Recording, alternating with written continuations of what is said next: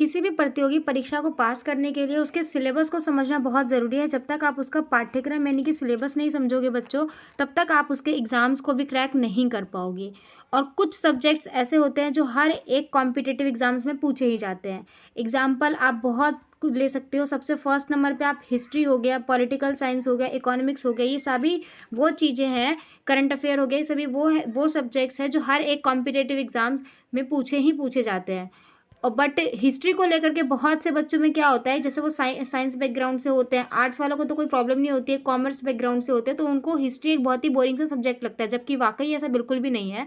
अभी तक हमने अपनी पिछली वीडियोज़ में हिस्ट्री से बिल्कुल स्टार्टिंग से जो हम हिस्ट्री पढ़ रहे थे उसमें हमने बहुत अच्छे से समझा था कि इतिहास क्या होता है, कितने भागों में विभाजित है और इतिहास किन किन वर्गों में है, जिसमें हमने प्राक इतिहास, अर्ध इतिहास और ऐतिहासिक काल के रूप में जाना था। ठीक, उसके भी हमने कई सारे देखे थे।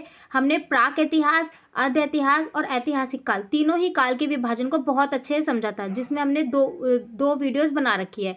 ये जो होने वाला है हिस्ट्री के सेशन पर आपका थर्ड पार्ट होने वाला है, जिसमें हम बहुत बढ़िया तरीके से समझेंगे हड़प्पा सभ्यता से। यानी कि देखो, अब हड़प्पा सभ्यता जो है वो बहुत ही मेजर टॉपिक है और बहुत ही इंपॉर्टेंट टॉपिक है। माना जाता है कि भारत का इतिहास शुरू जो हुआ है वो हड़प्पा सभ्यता से हुआ है, हड़प्पन सिविलाइजेशन से ही हुआ है। आखिरकार क्यों उसको सभ्यता बोला, क्यों उसको संस्कृति बोली, इसके पीछे के बहुत सारे रीज़न है, तो हम उन्हीं चीज़ों को यहाँ डिस्कस करेंगे। हड़प्पा की बहुत सारी ऐसी खास बात है हड़प्पा जगह की, जिसकी वजह से वो जाना जाता है। देखिए, हम जो है जानने वाले भारतीय इतिहास का बहुत ही महत्वपूर्ण काल, जिसका नाम है हड़प्पा सभ्यता का काल। इसमें हड़प्पन सिविलाइजेशन में क्या हुआ था, क्यों इसको सिविलाइजेशन यानी कि सभ्यता का नाम दिया गया, ऐसे तमामों सवाल जानेंगे हम। और किसी भी कॉम्पिटिटिव एग्जाम में, खासकर तो यूपीएससी हो गया और उसके अलावा जो पीसीएस वगैरह के एग्जाम्स होते हैं, बीएड वगैरह में भी जो क्वेश्चंस कवर होते हैं टॉपिक वाले, वो यहीं से होते हैं। ठीक है, तो ये वीडियो बहुत ज़्यादा इंपॉर्टेंट है, प्लीज़ आप एंड तक देखना और सिस्टमेटिकली चीज़ों को समझना। तो हम सबसे पहले जानेंगे हड़प्पा सभ्यता की जानकारी के स्रोत, साथ में हम जानेंगे कि सिंधु घाटी सभ्यता को क्यों जोड़ा जाता है हड़प्पा सभ्यता से, सामाजिक धार्मिक विशेषता, उनके शासक जो थे यानी कि जो राजा होते थे उस टाइम पर, सोचो उस समय पे भी राजा महाराजा हुआ करते थे, तो उनके क्या कार्य थे, कृषि कैसे वहाँ तक विकसित हुई, क्योंकि मैंने बताया था ना इससे पहले जो हमने देखा था, कृषि का जो विकास होना शुरू हुआ था वो कब से शुरू हुआ था, मध्य पाषाण काल से शुरू हुआ था, है ना। तो वो सारी चीज़ें हमने यहाँ पर डिस्कस की है। तो सिस्टमेटिकली चीज़ों को समझोगे तो इतिहास बहुत ही रोचक चीज़ है। अभी देखो, हड़प्पा सभ्यता की अगर मैं जानकारी के स्रोतों की बात करूँ तो काफ़ी सारे स्रोत रहे हैं जानकारी के। यहाँ पर देखिए, मैं बता देती हूँ आपको। हड़प्पा सभ्यता की अगर जानकारी के स्रोत जानने हैं, लेकिन उससे पहले एक चीज़ देखो कि हड़प्पा सभ्यता जो था, सिंध यानी कि जो सिंधु नदी है वो सिंध के क्षेत्र में थी, इसलिए इसको सिंध बोला है।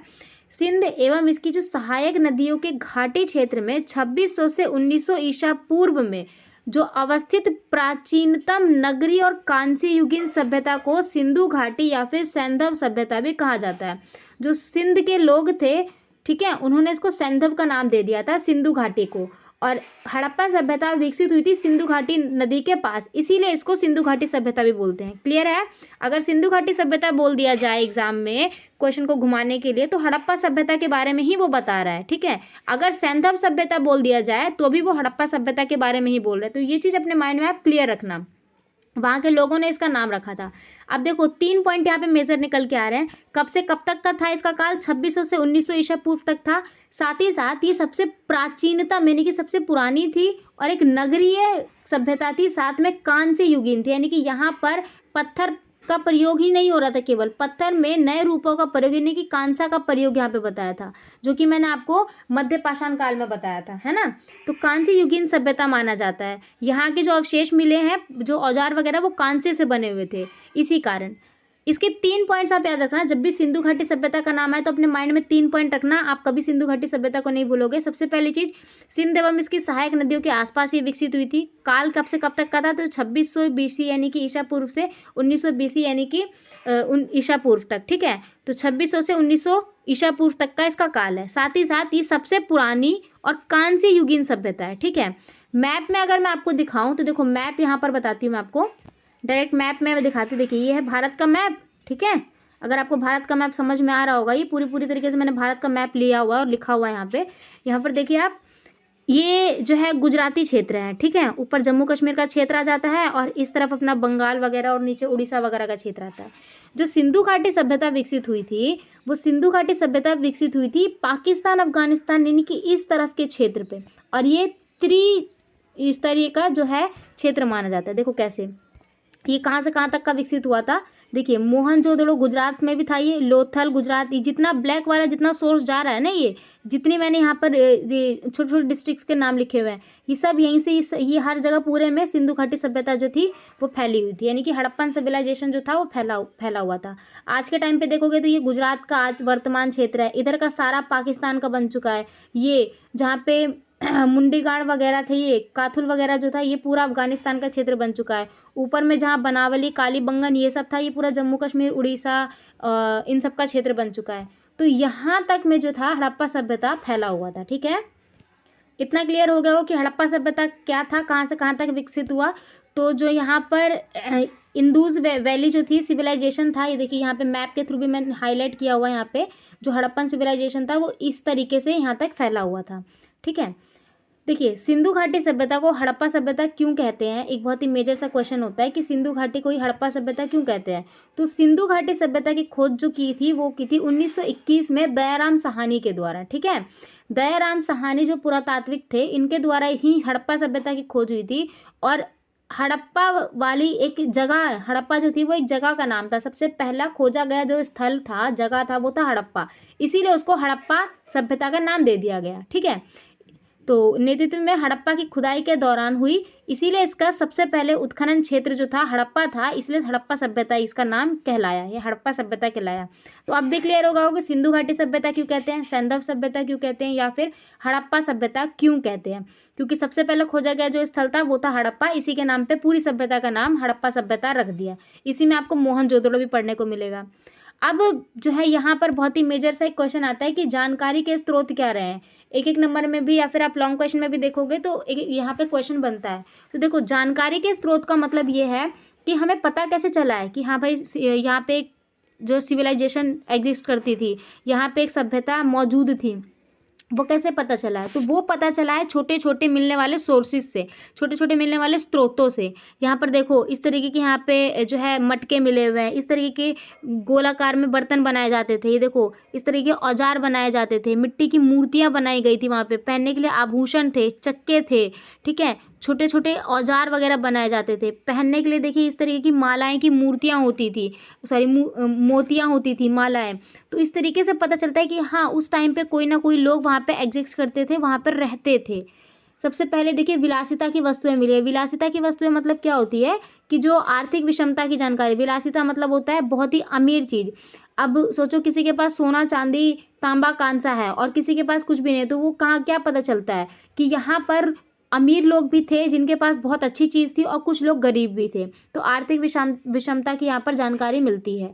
स्थापत्य अवशेष से क्या पता चलता है, स्थापत्य अवशेष से पता चलता है जो वहाँ पे नगर की योजनाएं बनाई जाती थी, मतलब वहाँ के घर कैसे होते थे, उसके अलावा निर्माण उनका कैसे किया जाता था, ये सब चीज़ें स्थापत्य अवशेषों से पता चलता है। शवधान का मतलब क्या होता है, इसमें धार्मिक रीति रिवाज और मान्यताओं के पता चलता है। शवधान में जो धार्मिक रीति रिवाज होते हैं, यानी कि किसी भी लाश को कैसे गाड़ा जाता था। हड़प्पा सभ्यता में ये था कि अगर किसी की भी मृत्यु हो जाती थी और अगर वो कोई खास व्यक्ति होता था तो उसके शव यानी कि जो उसकी कब्र होती थी, कब्र में उसको केवल गाड़ा ही नहीं जाता था, गाड़ने के बाद उसके साथ में ना कोई एक औजार या कोई एक कांसे की चीज़ रखी जाती थी। तो जब पुरातात्विदों ने देखा कि वहाँ पे कंकाल के साथ साथ कुछ चीज़ें भी मिली है, तो वो उनकी परंपरा निकली कि काफ़ी कंकाल के साथ ऐसा मिला था। साथ में वहाँ पे मोहरें भी देखने को मिली है, मोहरें भी मौजूद थी जो कि व्यापार को दिखाती है, व्यापार होता था मोहरों से। मनके यानी कि मोतियाँ थी वहाँ पे, जो कि शिल्प को दिखाती है कि वहाँ पे शिल्प कला मौजूद थी। मृदभण यानी कि मिट्टी के बर्तन थे, इस तरीके के देखिए मिट्टी के बर्तन मिले हैं वहाँ पे, मूर्तियाँ थी, चित्रकलाएँ होती थी वहाँ पे, वास्तुकला भी मौजूद थी।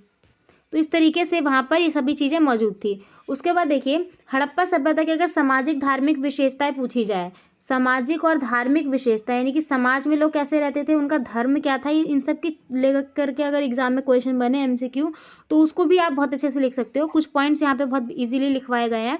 देखिए सबसे पहली विशेषता ये रही है उनकी सामाजिक कि वहाँ पे मात्र सत्तात्मक समाज था। मात्र सत्तात्मक मतलब ये होता है कि वहाँ पे माता यानी कि महिला को भी प्राथमिकता दी जाती थी। यहाँ पे बहुत बड़ा एग्जाम्पल आप लिख सकते हो इस चीज़ का कि वहाँ पे स्त्री की मूर्तियाँ मिली, यानी कि स्त्रियों की भी पूजा की जाती, तो मातृ सत्तात्मक समाज इसको बोला जाता था। फर्स्ट पॉइंट आप ये लिख सकते हो। उसके अलावा प्राकृतिक पूजा होती थी। प्राकृतिक पूजा में आप वहाँ लिख सकते हो तो वहाँ पे तुलसी की पूजा होती थी, जो कि आज के टाइम पे ही मौजूद है। आज उस टाइम पर चलने वाली चीज़ें आज भी एग्जिस्ट करती है। यही कारण है कि हड़प्पा सभ्यता आज भी बहुत पॉपुलर है। यही कारण है कि हमें पढ़ाया जाता है और इसीलिए हर एक एग्जाम में इससे क्वेश्चन बनता ही बनता है। साथ में वहाँ मूर्ति और लिंग पूजा होती थी। लिंग का मतलब है शिवलिंग। देखिए शिवलिंग की प्रतिमा थी इस तरीके से, लोग इस तरीके से वहाँ पर शिवलिंग जो थी पूजा करते थे। इस तरीके की पूरी पूरी शिवलिंग की प्रतिमा बना करके वो लोग पूजा करते थे। सती प्रथा का प्रचलन था। सोचिए उस टाइम पर भी सती प्रथा जो है वहाँ पे मनाई जाती थी, परंतु इसको लेकर के एक अपवाद भी है कि ऐसे बहुत ही कम कंकाल मिले हैं जहाँ पे सती प्रथा मनाई गई है। मतलब इसके 20% ही चांसेस कि बहुत पूरी तरीके से खोज नहीं हुई है, पर ऐसा माना गया है। पारलौकिक जीवन में विश्वास करते थे, यानी कि उसकी सामाजिक विशेषता आप ये भी लिख सकते हो कि हड़प्पा के जो लोग थे वो परलौकिक जीवन यानी कि दूसरी दुनिया में विश्वास करते थे। उनका ऐसा मानना था कि जितनी भी विलासिता वगैरह की वस्तुएं होती हैं ये दूसरी दुनिया के साथ भी हमें लेकर के जाएगी, ऐसा था। अंधविश्वास और जादू टोना पे वो लोग विश्वास करते थे। साज सज्जा और अलंकार यानी कि जो आभूषण पहनते थे, वहाँ पे स्त्रियाँ तो आभूषण पहनती थी, साथ में पुरुष भी आभूषण पहनते थे। ऐसे बहुत सारे कंकाल हमको मिले हैं। आर्थिक विषमता वहाँ मौजूद थी। मैंने बताया ना अभी जानकारी के स्रोत में कि वहाँ पे आर्थिक विषमता जो थी मौजूद थी। तो हड़प्पा सभ्यता को लेकर के सामाजिक से कोई प्रश्न बन तो आराम से आप लिख सकते हो। अब मुझे आप कमेंट बॉक्स में बताइएगा कि हड़प्पा सभ्यता में जो लिंग पूजा होती थी वो किस भगवान की जाती थी, आप मुझे ये बताइएगा। जानकारी के स्रोत हमने बहुत अच्छे से देख लिया। हड़प्पा सभ्यता को हड़प्पा सभ्यता क्यों कहते हैं और उसके अलावा इन सब के स्रोत क्या रहे हैं ये भी हमने देखा। बाकी मिलते हैं अब इसके पार्ट 4 में, जो कि हड़प्पा सभ्यता के आगे का है। बाकी वीडियो पसंद आए तो वीडियो को लाइक और चैनल को सब्सक्राइब ज़रूर करके जाइएगा।